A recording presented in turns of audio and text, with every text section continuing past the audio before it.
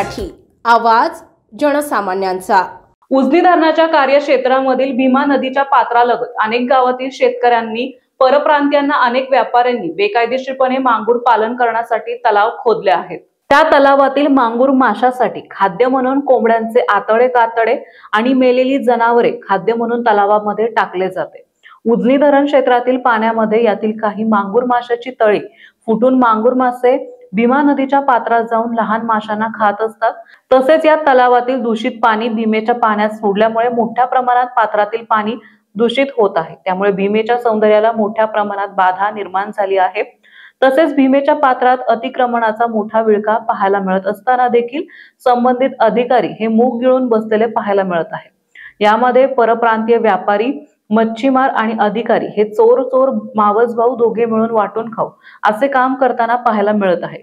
त्यामुळे नदीकाठच्या शेतकऱ्यांना आणि ग्रामस्थांना नाहक त्रास सहन करावा लागत असून अधिकारी कर्तव्यात कसूर करताना पाहायला मिळत आहे। तसेच हजारो टन चिकनचे मांस भीमा नदीच्या पात्रात टाकले जात आहे। त्यामुळे नदी किनारी असणाऱ्या गावातील लोकांना कॅन्सरचा प्रादुर्भाव दिसून येत आहे।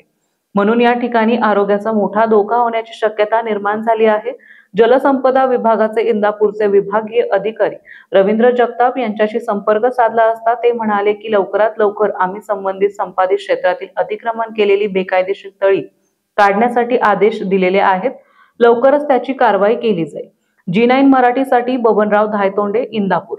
साहेब तुमचं नाव सांगा आणि हुद्दा सांगा पहिला। रवींद्र कुमार ईश्वर जगताप, उपविभाग अधिकारी, इंदापूर।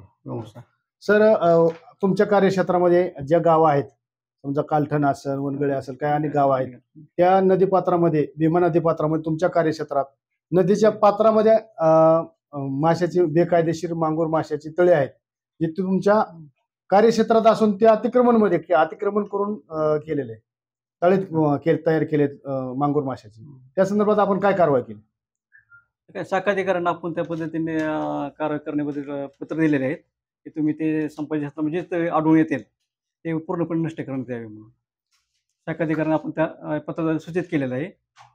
अतिक्रमण काढण्यासंदर्भात अतिक्रमण काढा म्हणून नष्ट करा, संपादित क्षेत्रामधले जे तलाव आढळून येतील ते पूर्णपणे नष्ट करण्यात यावे म्हणून तुम्ही तसा आदेश दिला, पत्र दिले। त्याच्यावर काय कारवाई झाली पुढे? आता त्यांचे ते अहवाल येतातच, चालू आहे म्हणजे त्यांचा अहवाल, कारवाई झाल्यानंतर मला अहवाल देतला त्या पद्धतीने तुम्हाला पुढे कळवण्यात येईल। साधारणतः सर 2 ते 3 वर्षापासून 10 वर्षापासून म्हटलं तरी चालेल की तिथं अतिक्रमण चाललंय, त्या संदर्भात याच्या अगोदर का कारवाई झाली? अधिकाऱ्यांनी नोटीस वगैरे दिलेल्या आहेत त्यांना, काही लोकांना नोटीस देणं म्हणजे कारवाई नाही ना सर? त्यानंतर त्यांनी काय पुढे केलेलं दिसत नाही। मग ही तुम्ही जबाबदारी टाकताय का डायरेक्ट अधिकाऱ्यांची जबाबदारी काही?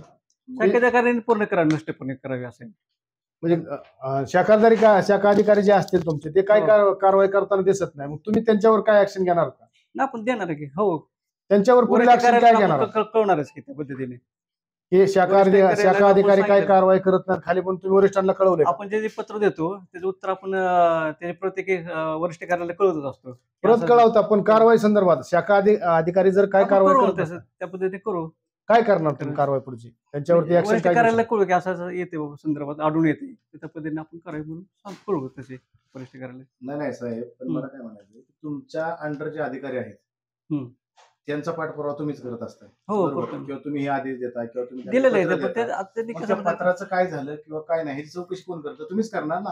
हो केली, पण त्यांना आता कसं प्रत्येक वेळेस त्यांनी नोटीस दिलेले आहेत, आमची कारवाई चालू एवढे असं त्यांनी उत्तर दिलेलं। किती कारवाई झाली किंवा काय नाही झालं, ते तर पोचलेत का नाही पोचले का, ते मिले बागत आहे त्यांच्या बरोबर, हे आपल्याला कळायला पाहिजे। ते क्षेत्रिक काम असते ना, एवढ्यात तुमच्या का, आता मला सांगा, तुमच्या उजनी धरणामध्ये आपण माती काढत असेल शेतकरी, तर तुम्ही त्याच्यावर तुरंत तासात करताय, बरोबर? मग आता हा माणूस कितीतरी वर्षापासून त्या अगदी त्याला माहिती आहे, तुम्हालाही माहिती त्या माशापासून बाबा उजनीला धोका आहे किंवा उजनीतल्या धोका आहे किंवा माशाला धोका आहे, तरी सुद्धा आपण त्याला प्रत्येक वेळेस आपण त्यांना वारंवार सूचना दिलेल्या आहेत, त्याचं नोटीस आपण दिलेलं आहे। तुम्ही त्याच्यावर डायरेक्ट कारवाई का केली नाही किंवा तुम्ही डायरेक्ट ऍक्शन का नाही घेतली त्याच्यावर, असं नाही? कसं त्या संदर्भात त्या गोष्टी आता प्रत्येक वेळेस त्यांनी दिलेल्या आहेत लिहून, त्यामुळे कुणी लिहून दिल्यात? मी शाखाधिकाऱ्याचे अहवाल तसे आलेत ना, नोटीस दिल्यात बाबा असं करतो बंद आहे काम। 10 वर्ष नुसत्या नोटीसावर वागणार का? पुढचं काय होणार? त्या पद्धतीत करावं, वरिष्ठ करायला पण ते समजा मशिनरी वगैरे पाहिजे असेल तर मी तसं कळवलेलं आहे। किंवा कळवणं हाच मार्ग आहे का? दुसरा काय पुढचा ऍक्शन घेणं मार्ग नाही का? ऍक्शन करणार ना, मिळाल्यानंतर आपण काही घेणारच ना, पूर्णपणे नष्ट करू तरी. आपल्या उजनीमध्ये दरवर्षी 2 ते 2.5 कोटीचा आपण बीज त्याला सोडतोय किंवा आपण त्याला खर्च करतोय, बरोबर. शासन आणि करतंय. केंद्रीय सरकारने त्या मांगूर माशावरती बंदी घातलेली आहे, बरोबर. मांगुर मासा तरी सुद्धा त्यांनी ऐका ना, कळलेलं आहे तरी की सुद्धा मांगुर जर मासा आपल्या- संपत्ती क्षेत्रामध्ये नाही म्हणून शाखाधिकाराचा अहवाल आहे तसा. असू द्या, पण तरी सुद्धा आपल्या उजनी त्यांनी क्षेत्रामध्ये बेकायदेशीर अतिक्रमण तळे केले जातात आणि त्याच्यातून ती मांगूर पाळल्या जातो. कदाचित एखादा तिथला जर तलाव फुटला तर त्यात नाही, किती संपत्ती क्षेत्रामध्ये लाखो संख्येत शाखाधिकाऱ्यांनी मांगूर अहवाल दिसतात. दिलेला आहे की मांगुर मासा नाही म्हणून. कुठं तुम्हाला दाखवतो आम्ही, येता का तुम्ही? आपण नाही, बघायचं शाखाधिकाराचा पाणीघाटला अहवाल. आता तुम्हाला तिथे जातो, मांगूर मासा आता आहे. नाही, शाखाधिकाऱ्यांनी दिलं ना, शाखाधिकाऱ्यांना समित करू आपण मांगूर पाणी. मासा असो नसो, नसो, पण हा, तुम्ही पण तुमच्या क्षेत्रामध्ये कार्यक्षेत्रात काढणार आहे, अतिक्रमण झाले काढायचं. ते तुम्ही काढणार का ते नाही? काढणार आहे ते सुरुवात करणार आहे आम्ही काढायला. कधीपासून तुमची सुरुवात कारवाईला सुरुवात कधी होईल काय? आता शाखाधिकाऱ्यांना सांगितलं तसं, मग त्यांच्या अहवालानंतर करू आम्ही कारवाई तसं. तरी अंदाजे किती दिवसात कारवाई करताल काय? शाखाधिकाऱ्यांना बोललोय तसं, मग त्याचं अहवालानंतर बघू मग ते असं. तसं सांगू शकत नाही ना आता, म्हणजे कसं आता ते कुठल्या तुमच्या- लेवलला ऐका ना, आहे. तुम्ही त्याच्यावर कमांड ठेवणारा तुम्ही अधिकारी आहात, ठीक आहे, करू त्याच्यावरती ना, करू. तुमच्या हातात आहे किंवा त्यांच्यावर कारवाई त्यांना करायची की दिलेलं आहे नाही. कालच ते नोटीस तुम्ही वगैरे अशी दिल्या पळवाटा नका काढू की बाबा नाही, नोटीस त्या आम्ही दिलेल्या आहेत आवाजानंतर त्यांना हे ना, करतो, आवाज नोटीस आल्यानंतर दिल्यानंतर बघू ना करतो. काय. पळवाटी त्यांची मला करतो. सांगा, थांब जर सांगतो. जर तुमची कारवाई झाली नाही किंवा अतिक्रमण काढलं नाही तर तुम्ही त्यांच्यावर एफआयआर दाखल करणार आहात का शेतकऱ्यांवर, जे कोणी अतिक्रमणधारक असतील? करायला लागेल ना, एफआयआर त्यांना सांगितलं ना, फौजदारी करा, एफआयआर दाखल करा. प्रत्येक ह्यांना सांगितलेलं आहे मी शाखाधिकाऱ्यांना की तुम्हाला अडून आले त्याच्या फायदा. आमच्याकडे तशी पत्र आहेत.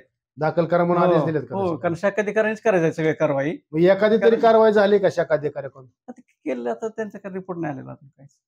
करा म्हणून आम्ही सांगितलेलं आहे एफआयआर फौजदारी. केले किंवा नाही केले?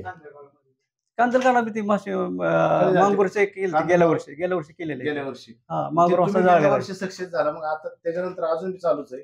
मग का त्याच्यानंतर तुम्ही कारवाई नाही केली? आता रिपोर्ट आता ते शाखा मी स्वतः केली तिथे जाऊन. नाही, पण आता म्हणजे सुद्धा असं- तुमच्याकडे आम्ही एक 2-4 दिवसापूर्वी आलो होतो, तुम्हाला माहिती दिली किंवा लोकांच्या वरड येते किंवा हा, मग त्यांचा तसा अहवाल आहे ना, शाखाधिकाऱ्यांनी केला ना अहवाल तसा तयार. मग हे सगळं शाखाधिकारी जबाबदारी का? शाखाधिकाऱ्यांची मिली बघत आहे का म्हणायचं का? नाही तसं नाही, पण त्याचा अहवाल तसा आला ना, तुम्ही नंतर प्रत्येक मग शब्दाला कारवाई करणार. शाकाहारी शाखाधिकारी नाही तसं नाही विषय. तो आल्यानंतर मग आम्ही हे करणार आहे ना, त्याचा अहवाल आल्यानंतर पूर्व करतो ना कारवाई, असा विषय आहे तो. बाईट उपविभागीय अधिकारी रवींद्र जगताप यांची बाईट आहे.